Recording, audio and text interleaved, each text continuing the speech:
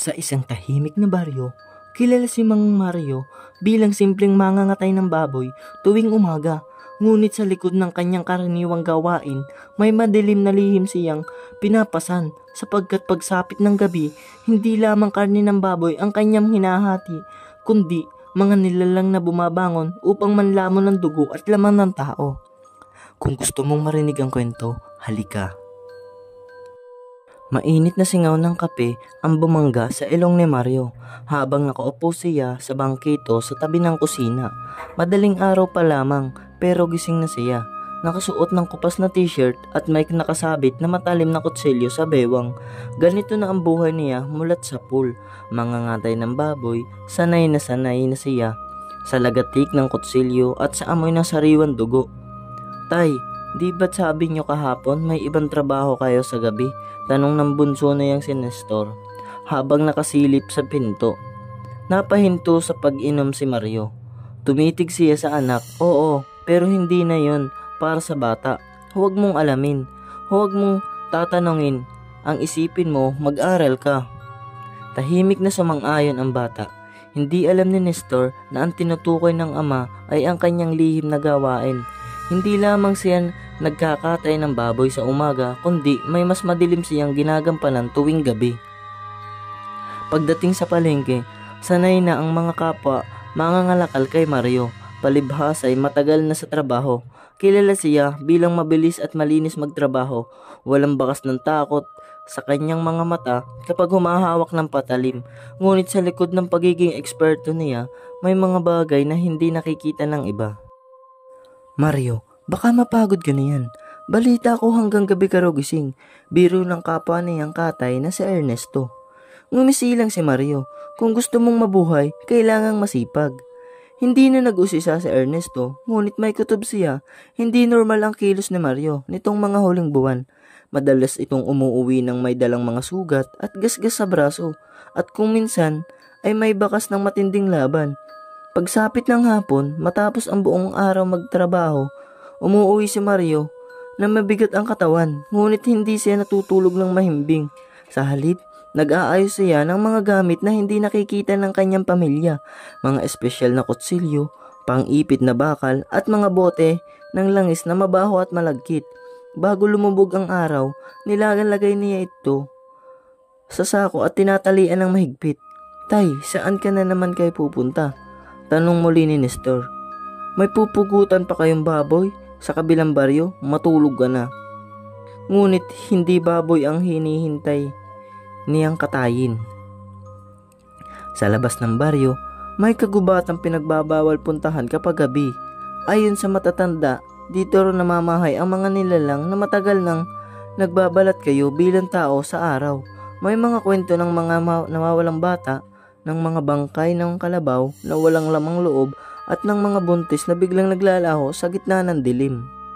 Alam ni Mario ang mga kwentong ito at higit pa, hindi siya ordinaryong magsasaka o katay, isa siyang mangangatay ng aswang sa gabi.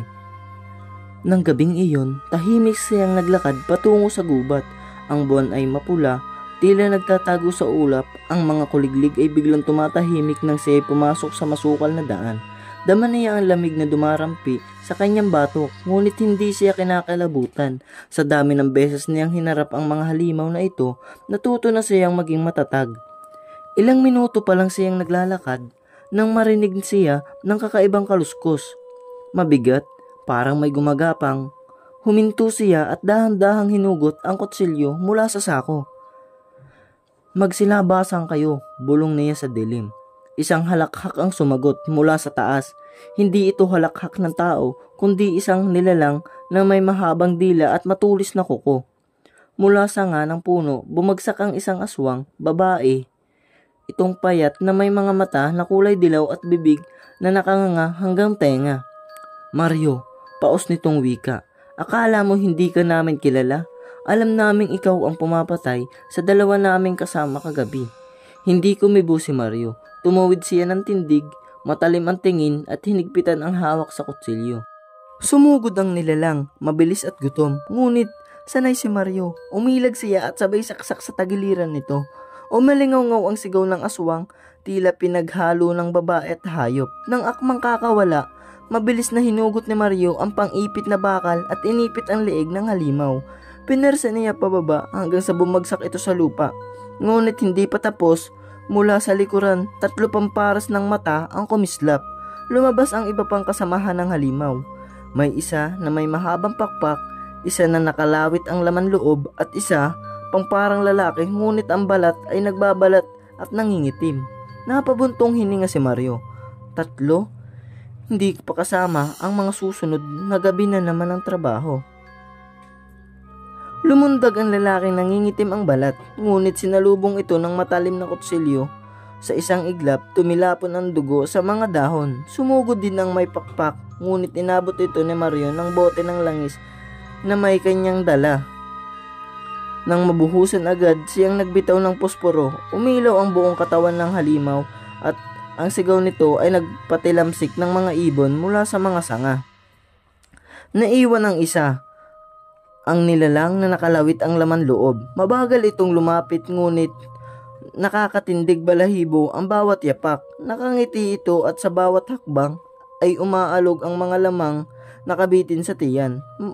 Matagal na kitang pinapanood, Mario. Hindi ka katulad ng iba. Bakit hindi ka sumama sa amin? Malakas ka, mahusay ka. Mas bagay ka sa dilim kaysa sa liwanag. Nanigas ang panga ni Mario.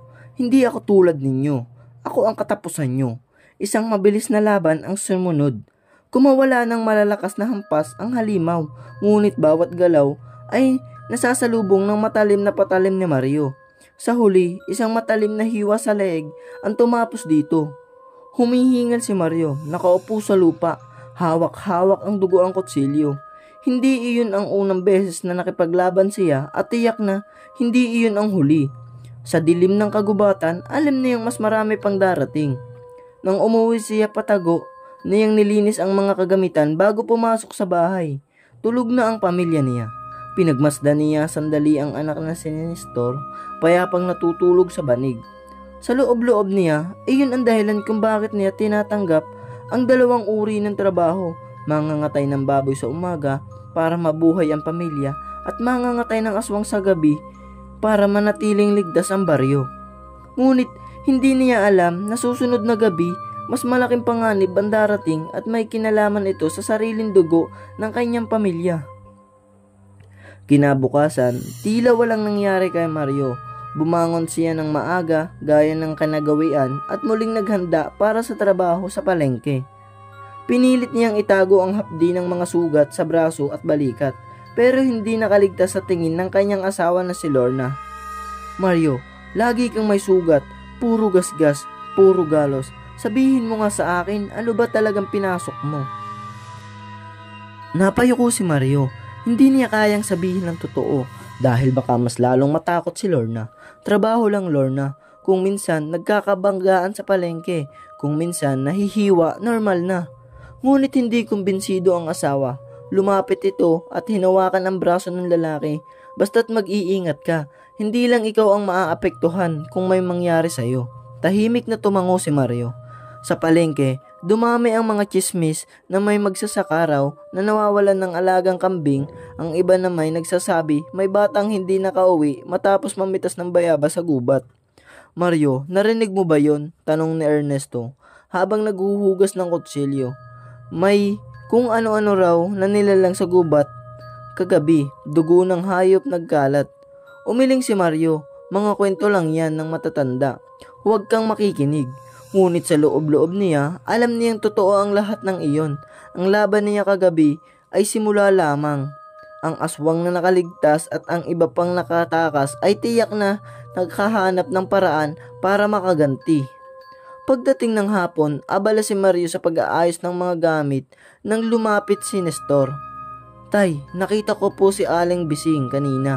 Sabi niya, may kakaibang dumalaw sa bahay nila kagabi. Matandang babae na humihingi ng kanin pero ang mata ay pula. Napatigil si Mario. Si Aling Bising ay isa sa pinakamatatandang resident sa baryo at kilala sa pagiging chismosa pero hindi sinungaling. Kung totoo ang sinabi nito, may aswang na nakapasok sa mismong loob ng baryo. Hinawakan niya sa balikat ang anak niya. Nestor, makinig ka. Kapag gabi, huwag kang lalabas ng bahay. Kahit may marinig kang kumakatok, kahit may tumatawag sa iyo, huwag kang magbubukas, naiintindihan mo? Tumangulang ang bata, bagaman nakita ang takot sa kanyang mga mata. Nang lumalim ang gabi, muling naglakbay si Mario. Ang mga gamit niya ay nakatago sa sako at ang bawat takbang ay maingat. Ngunit ngayong gabi, hindi siya nagtungo sa gubat. Sa halip, naglakad siya patungo sa kabilang baryo kung saan nakatira si Aling Bising. Pagdating niya, nakita niya ang matanda na nakaupo sa harap ng kanilang bahay, nanginginig at tila walang malay. Ang mga aso sa paligid ay tahol ng tahol, ngunit bigla ring tatahimik nang lumapit si Mario. Aling Bising, anong nangyari? Dahang-dahang tumingin ang matanda at sa paglingon nito ay kitang-kita ni Mario ang matulis na ngipin na unti-unting sumusungaw sa bibig. Ang balat nito ay nagsisimulang kumunot at naging kulay abo. Hindi na siya nag-aksaya ng oras, agad niyang hinugot ang kutsilyo. Hindi kasi Aling Bising. Mabilis na gumapang ang halimaw, ang mga kuko nito'y dumeretsyo at tumama sa poste ng bahay. Kumalabog ang kahoy, mabilis na umatake, ngunit nakaiwas si Mario at nagbigay ng malalim na hiwa sa tagiliran ng halimaw.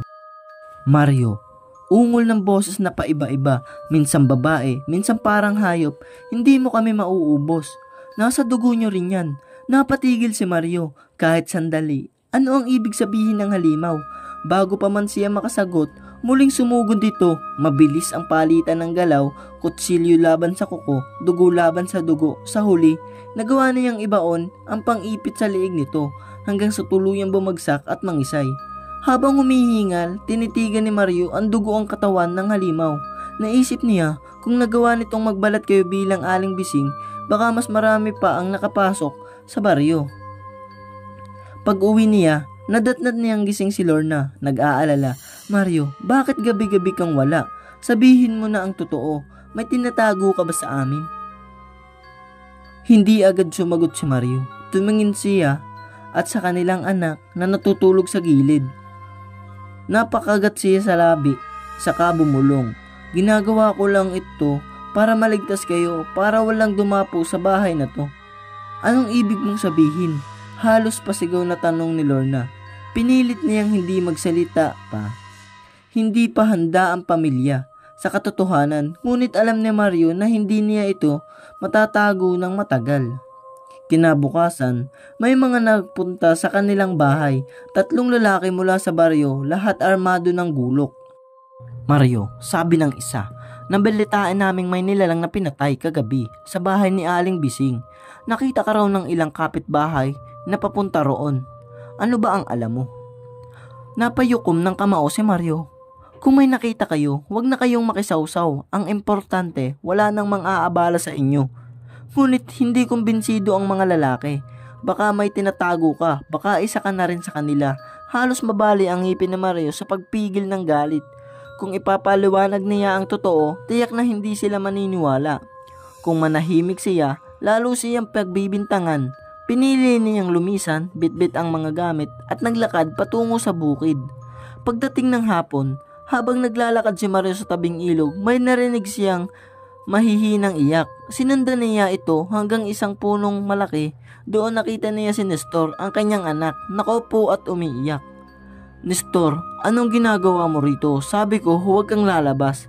Lumapit siya, agad at hinila ang bata. Ngunit nang tumingin ito, nanlamig ang buong katawan niya.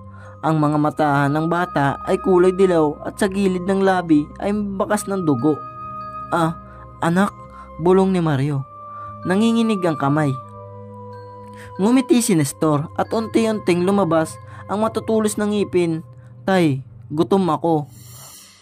Para siyang binuhusan ng malamig na tubig. Hindi siya makagalaw. Ang mga halimaw na pinapatay niya gabi-gabi ngayon ay nasa loob na ng kanyang sariling dugo. Napaatras si Mario. Sa isip niya sumagi ang mga salitang binitawan ng aswang kagabi. Nasa dugo nyo rin yan. Hindi niya alam kung paano haharapin ang katotohanan ito. Ang batang matagal niyang pinapangalagaan ang dahilan kung bakit siya nakikipaglaban tuwing gabi. Isa na palang kabilang sa mga nilalang na kinamumuhian niya. Tay, muling sabi ni Nestor, Ang boses nito'y tila nagbabago, nagiging paos at malalim. Tulungan mo ako bago pa ako tuluyang maging kagaya nila. Napayukom ng kamao si Mario. Ang utak niya'y naguguluhan, ang dibdib niya'y nanganggalit. Paano niya lalabanan ng isang aswang kung ito mismo ay anak niya? At sa oras na iyon, alam niya ang kanyang pinakamatinding laban ay magsisimula na. Nanatiling natitig si Mario kay Nestor. Ang mga mata ng bata ay nangniningning na dilaw at ang gilid ng kanyang dibdib ay may bakas ng dugo na parang hindi kanya. Hindi malaman ni Mario kung tatakbo o yayakapin ang anak. Tay, tulungan mo ko, muling sabi ni Nestor. Nanginginig ang boses pero ang mga ngipin ay patuloy na humahaba para bang wala na siyang kontrol sa katawan niya. Humakbang si Mario. Palapit, hawak ang balikat ng anak. Saan ka galing? Anong kinain mo? Umiling ang bata. Hindi ko alam. Nagising na lang ako sa tabi ng hayop at gutom ako sobra. Sa loob-loob ni Mario, parang tinutusok ang kanyang dibdib. Ang sumpa na buong buhay niyang nilalabanan, ngayon ay nakapulupot na mismo sa kanyang dugot laman. Nang biglang may kumalusko sa paligid ng punong kahoy, mula sa dilim, 3 nilalang ang lumabas. Isang payat na babae na may mahabang dila, isang lalaking punit-punit ang balat na tila nagbabalat at isang matandang mukhang tao, ngunit ang mga kuko sobrang haba. Mario, sabi ng matandang halimaw. Nakangisi, nakita mo na, nasa dugo no ang lahi namin. Hindi mo yan matatakasan, ang anak mo ay isa sa amin. Napayukom ng kamao si Mario at hinugot ang kutsilyo. Hindi nyo siya makukuha. Buhay ko ang kapalit bago ko siya ibigay sa inyo.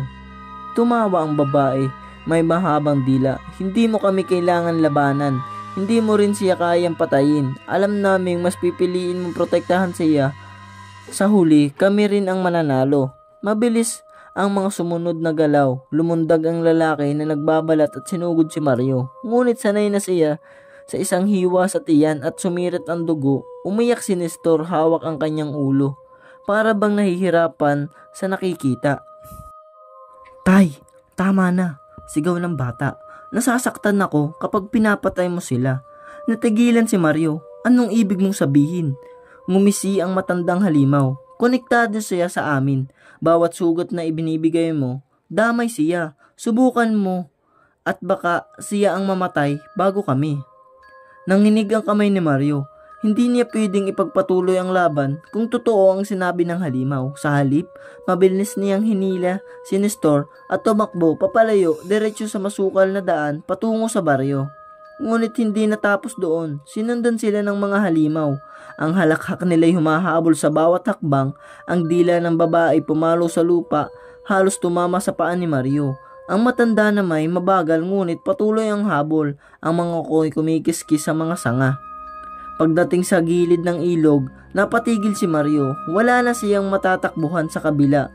Ay bangin, sa harap ay ilog na malalim at sa likod ang mga halimaw. Niyakap niya si Nestor, halos mawalan ng pag-asa.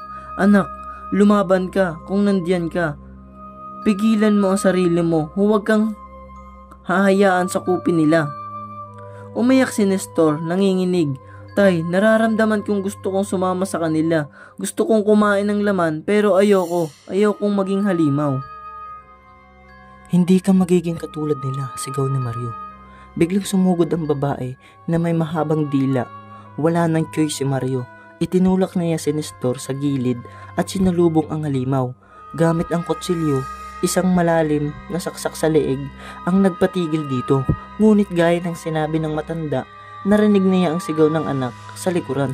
Aray, tay, masakit, daing ni Nestor. Hawak ang sariling leeg na walang sugat.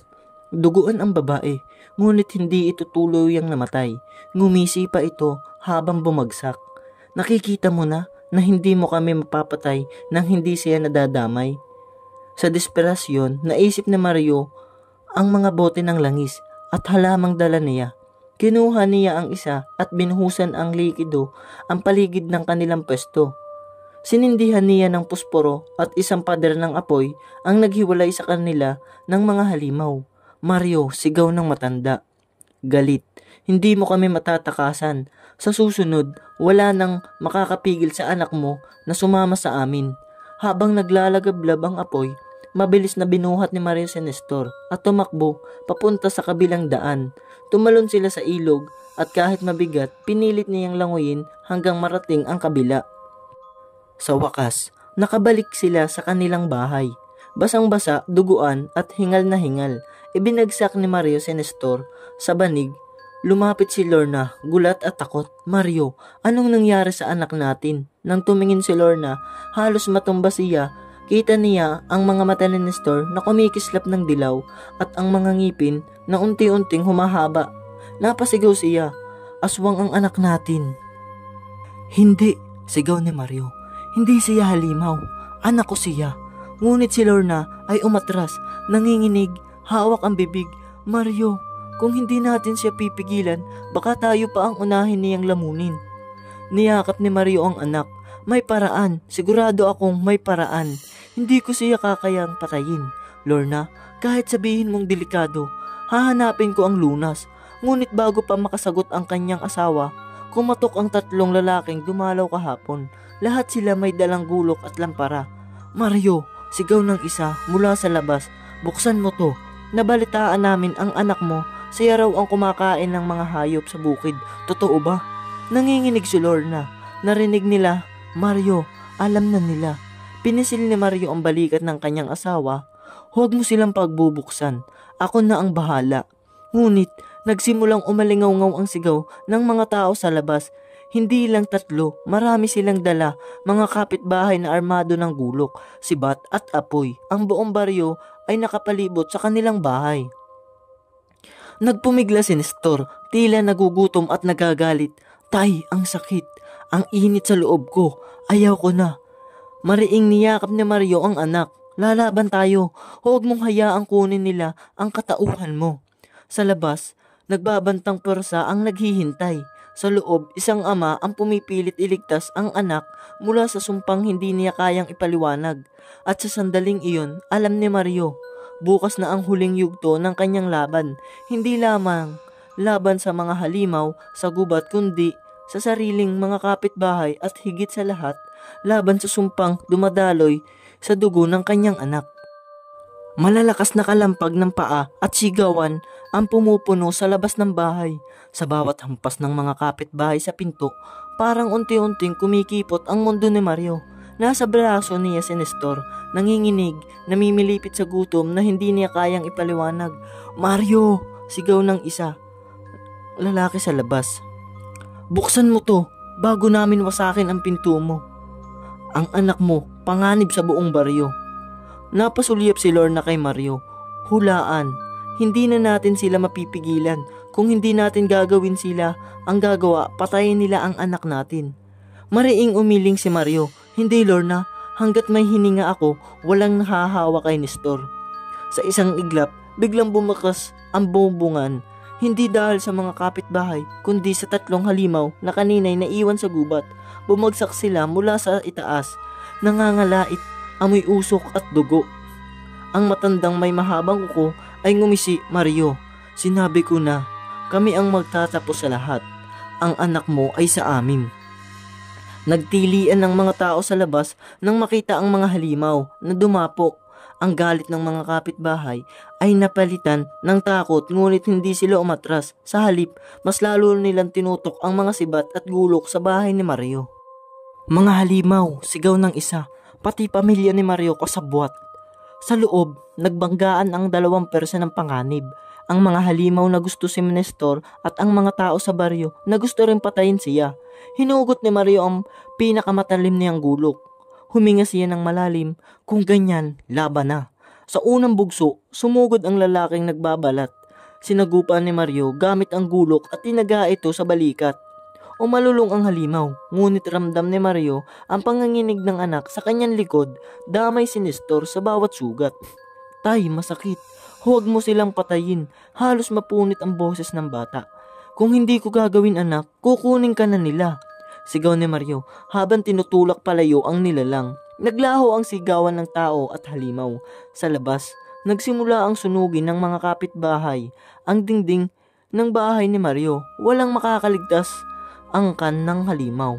Napasigaw si Lorna, "Mario, masusunog tayo rito." Ngunit bago pa sila lamunin ng apoy, binasag ng matandang halimaw ang pader at winasak ito. Sa pagkasira ng dingding, nagsulubong ang dalawang galit sa pwersa. Mga kapitbahay na may dalang apoy at mga halimaw na naglalaway sa gutom. Naging impyerno ang loob ng bahay. Tumalon ang babae, may mahabang dila, sinakmal ang isa sa mga kapitbahay at winasak ang leeg nito. Nagsisigaw ang iba, ngunit imbis umatras, mas lalo silang nag-ingay at sinugod ang halimaw. Patayin silang lahat, wala nang balik ang mga to. Samantala, nasa gitna si Mario, hawak-hawak si Nestor na halos mawalan ng ulirat. Ang mga mata ng bata ay nagliliyab na parang apoy. "Tay, gutom ako," bulong ni Nestor. Halos wala ng kontrol. Mariing niyakap ni Mario ang anak. "Lalaban tayo, anak. Hindi ikaw ang halimaw, sila ang halimaw." Sa isang iglap, may sibat na tumama kay Nestor. Sumigaw si Lorna, "Huwag! Anak namin yan!" Napatakbo si Mario at tinanggal ang sibat, pero natigilan siya nang makita hindi duguan ang bata. Sa halip, mabilis na naghilom ang sugat na parang walang nangyari. Natulala ang mga kapitbahay. Totoo nga, aswang siya. Patayin na yan. Ngunit bago pa sila makalapit, lumundag ang matandang halimaw sa gitna ng mga tao. "Hindi niyo siya mapapatay. Sa bawat saksak ninyo, mas lalo siyang magiging amin." At doon na nagpasya si Mario na hindi niya kayang ipahamak ang anak, pero hindi niya rin kayang hayaang lamunin siya ng lahi ng halimaw. Huminga siya ng malalim. Pinunasan ang dugo sa kanyang muka at sumigaw, "Kung gusto ninyo siya, daanin muna ninyo sa akin. Lahat kayo, tao man o halimaw." At nag-umpisa ang walang habas na laban. Tinaga ni Mario ang babae na may mahabang dila, tinanggal ang ulo nito sa isang malinis na hiwa. Umiyak si Nestor, nanginginig, pero nagtiis si Mario sa sakit ng ramdam din ng anak. Sinaksak niya ang lalaking nagbabalat hanggang hindi na ito kumilos. Nanginginig na halos mawalan ng malay si Nestor, pero pinilit ni Mario na manatili itong buhay. Sa huli, hinarap niya ang matandang may kuko. "Ikaw ang ugat ng lahat. Kapag natapos ka, baka matapos din ang sumpa." Nagbanggaan sila, gulok laban sa mahahabang kuko. Ang kapitbahay ay patuloy na sumisigaw, ang apoy ay lumalaganap, ngunit nakatutok lamang si Mario sa isang bagay, tapusin ang halimaw na ugat ng sumpa. Sa huling pagkakataon, itinulak niya ang matanda sa naglalagablab na apoy. Nagsisisigaw ito, nanginginig hanggang tuluyang nagliyab at naging abo. Kasabay ng pagkamatay ng matanda, bumagsak si Nestor, nawala ng malay. Ang kanyang mga mata mula sa dilaw ay unti-unting bumalik sa normal.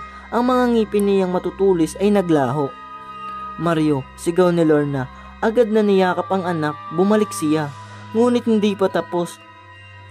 Ang mga kapitbahay ay nakapalibot pa rin. Galit, may dalang apoy at sibat. Hindi kami naniniwala. Kahit bumalik siya, may dugo pa rin ng halimaw ang bata.